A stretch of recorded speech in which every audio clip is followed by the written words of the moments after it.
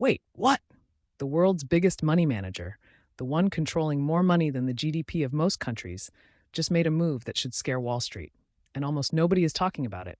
BlackRock, $10 trillion, just quietly bet against US government debt. Yes, that US debt.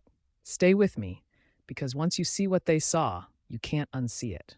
Everyone right now is distracted. AI hype, stock market rallies, rate cut rumors. But while the crowd was cheering, BlackRock slipped something explosive into their global outlook. No breaking news, no dramatic headline, just one calm sentence. They said they are now tactically underweight long-term US Treasuries. Sounds boring. It's not. That sentence is Wall Street code for, we don't trust this anymore. And not just any asset. They're talking about US government bonds, the so-called safest asset on Earth, the backbone of the global financial system, the thing that supports your pension, your insurance, and your bank. So when BlackRock steps back, you should lean forward.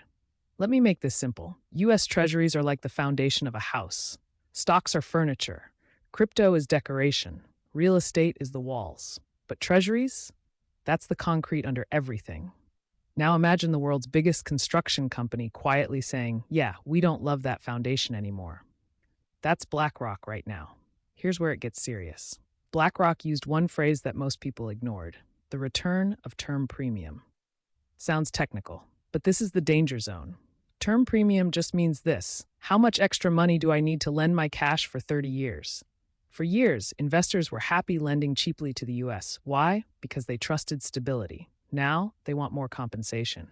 Why? Two reasons. First, interest is eating America alive. The US is now paying over $1 trillion every single year just in interest. Not roads, not schools, not defense, just interest. That's like paying only your credit card interest and still shopping every month. And it's getting worse. Old debt was borrowed at 1 to 2%. New debt is being refinanced at 4 to 5%. That jump alone is enough to break budgets. Second, buyers are disappearing.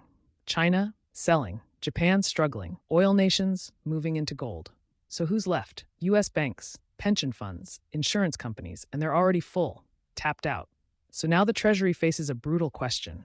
Who buys the next trillions of US debt? Answer: only buyers who demand higher yields. And higher yields mean lower bond prices. That's why BlackRock stepped back. Not fear, math. Now here comes the plot twist. BlackRock is bearish on US government debt, but still bullish on US stocks. Wait, what? How can you doubt the government but trust American companies? Here's the insight. BlackRock believes America the business is strong, but America the government is broke. AI companies, big tech, real profits, real cash flow. Meanwhile, the government keeps borrowing like tomorrow doesn't matter. So BlackRock's bet is simple. Private sector survives. Public sector struggles. They're buying companies. They're selling the state. That's not politics. That's survival. Now, let's talk numbers. Short and scary. US debt is racing toward $40 trillion. That's more than $1.20 of debt for every $1 the country produces. And here's the ticking bomb. Over $7 trillion of US debt must be refinanced in the next 2 years. That's like refinancing your house, your car, and your credit cards, all at higher interest rates at the same time. So what happens if bond auctions fail? 3 ugly choices. Rates explode. The Fed prints money, confidence collapses. Pick your poison. BlackRock sees this. That's why they moved first. So where is the smart money going? Big tech and AI.